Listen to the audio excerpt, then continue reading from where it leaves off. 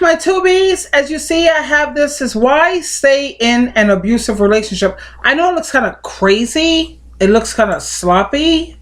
In fact, it looks really sloppy, but that's because I'm learning how to work with the pen. Anyway, here we go. Now what I'm going to do is we're going to talk about this. Why stay in an abusive relationship? Why would a woman stay in a relationship with a guy who puts her down, hems her in, and perhaps even physically abuses her? Why would a woman hold down 2 jobs to keep the rent paid and food on the table while her boyfriend sits around smoking weed, playing video games all day? Why would a woman allow herself to be emotionally blackmailed by her boyfriend or her husband's threats that he will kill himself or he'll kill her or both if she even talks about leaving the relationship that is going nowhere? You know what? There's no easy answer.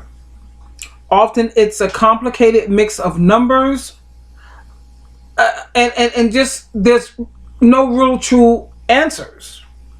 If you wonder why on earth you stay with a guy who keeps hurting you in spite of promises to do better, in spite of saying that he loves you, in spite of your obvious distress about how things are going, see if you recognize yourself in any of these common reasons. Let's just look at some of the reasons why women stay with a man who beats her or who's abusive. Reason number 1, because being someone's everything is intoxicating stuff, at least at first. She's his everything. When you met, he only had eyes for you. He called to say good morning. He called to say I love you at lunchtime. He wanted to be the last voice you heard before you went to sleep. When you left work or your last class for the day, there he was, waiting for you. If another guy even looked at you, he put his arm protectively around you. If a guy friend called you up, he used to pout or look sad or upset. He wanted all of your attention. In exchange, he gave you attention as no one had ever done before. He wined you, he dined you, and made you feel like a queen, like a princess. Does that sound like a romantic beginning? That's how it began? If your guy is so insecure that he needs to control, his attention gradually becomes clusterphobic. God knows I used to have my husband was like that. He was very clusterphobic. All this attention, it was called love bombing. If you understand narcissism. It was overwhelming. Constant attention, calling me, texting me, want to pick me up, want to be there. No thanks. Anyway, over time, his demand for all your attention all the time, it starts to hem you in. You found yourself frantically explaining your every move that didn't involve him. Let's say you had to stay a little late at work, or you wanted to hang out with your girls. It's girls' night out. Even to visit your mother on a Saturday morning, that was grounds for a fight. That started a fight. What started out as wonderful attention became not so wonderful control.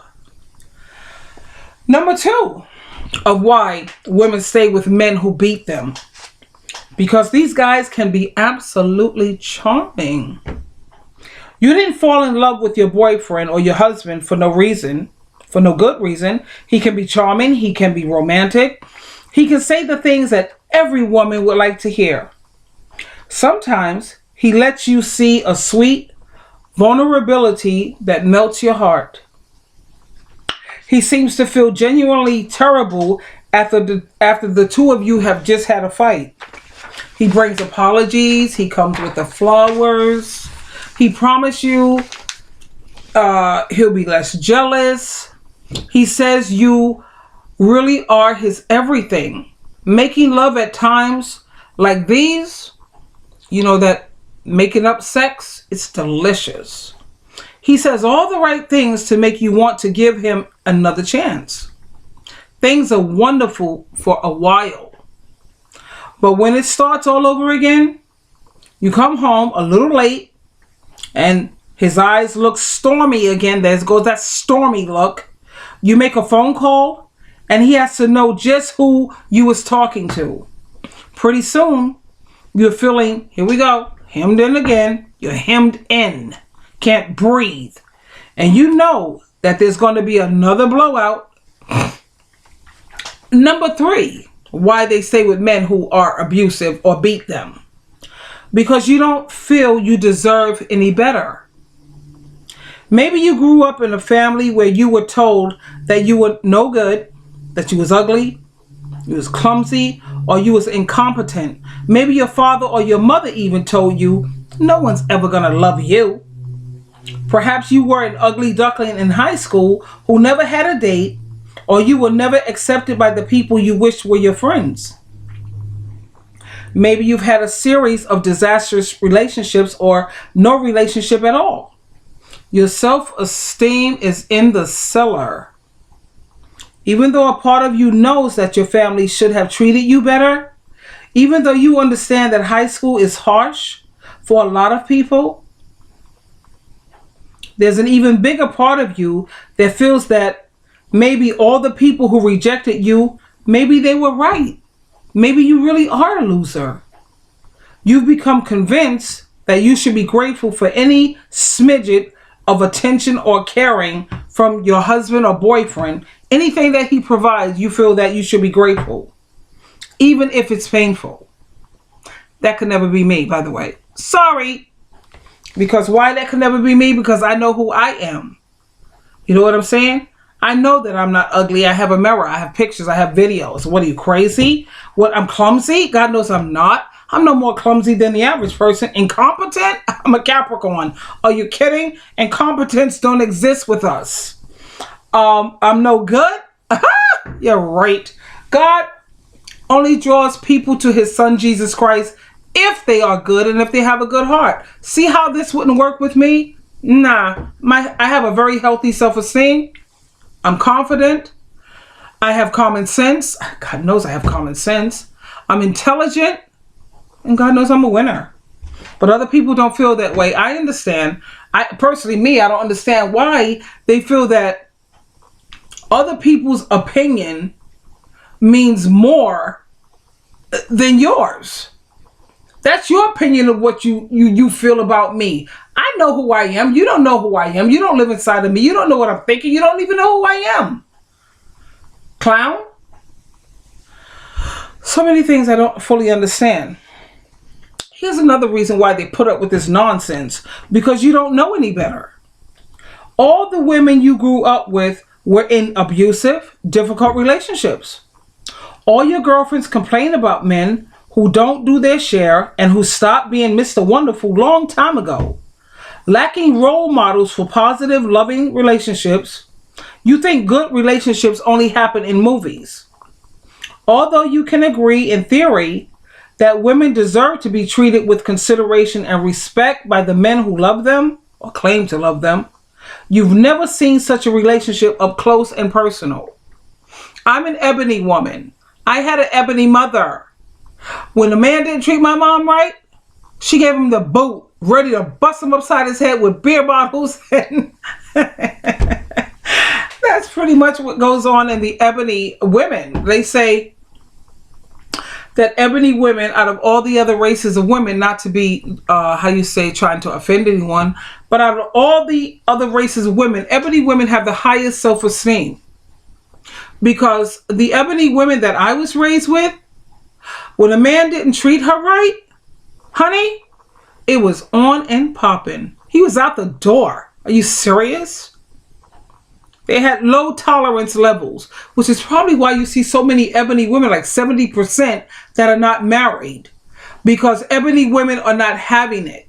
They know what they deserve, and they're not willing to settle for less.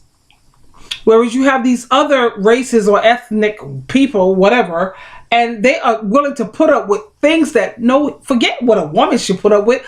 No human being should put up with this nonsense. Disrespecting me, trying to use me, abuse me. What? Have you lost your senses? What? Have you taken a leave of your senses, nut job? See, that's the woman I was raised with. So, I guess I'm fortunate. Here's another reason. Because he scares you or manipulates you. There are men who aren't a bit subtle about their need for control.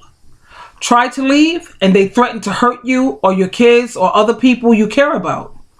He may have even grabbed you too hard or hit you or locked you in a room or waved a gun around. When he goes into a rage, there's no telling what he might do. So you do everything you can to prevent it, including you stay. The manipulators are equally effective in trapping their women. They say they will commit suicide if you leave. Personally, me, he would be dead. Anyway, and it would be all your fault. I can live with that. Anyway, they are masters at making you feel guilty, even when you don't have a clue what you are guilty for. Fights inevitably shift to all the things you've done wrong. Or at least wronger than him. You end up staying to make amends and make it right, or because you can't bear the idea of living with the guilt if he hurts himself. Get real. Are there such women that exist? He's sitting up here abusing you, and you actually care whether he hurts himself or kill himself? Good riddance to bad rubbish, I say. And in terms of trying to manipulate me, tell him you're going to kill me or kill my family. Yeah, honey, you better get me before I get you. You see, the thing with Ebony Women, you better sleep with one eye open. See, but I'm smart. I get that order of protection in place. I go down. I don't say nothing when he's getting stupid and crazy. I go down, get an order of protection.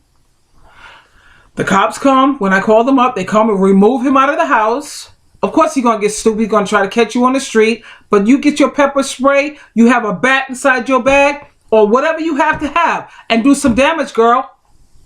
And at least you're within the law and you won't have to go to jail. Because you have an order of protection in place. He wasn't supposed to come near you anyway. So if you're forced to do damage, hey, your case is looking mighty good. Make sure you get that order of protection. Number 6, because you truly believe you can change him. God knows we've all been there. I'm guilty of that one too. Because the relationship started out so wonderfully, and because he can be so terrific after a fight, you hold on to the idea that you can bring out the best in him. All you have to do is find the right words and behave in the right way, and you'll have the man of your dreams. Love conquers all, right? Wrong. No one can make another person be anything. He has to want to be that. He has to be willing to work on it. He has to want to change because it will make him a better person. Not because he made an insecure promise in order to make up after a fight. Even though you know all of these things, you know it, you convince yourself that you're the exception. I know I'm the exception. He's going to do this for me. You know, other women may not have been able to pull it off, but I'm not other women. I'm the exception. You're going to find a way. Yeah, right. Let's all giggle at that. Okay, then we got number 7. Because you are more afraid of being alone again than of being in a painful relationship. I'd rather be alone and happy than married and miserable. Let's think about that, because alone, people automatically, means single. I put it that way. Let's just rephrase that. I'd rather be single and happy than married and miserable. People constantly associate being single with being alone. Being single does not mean being alone. It simply means that I'm single.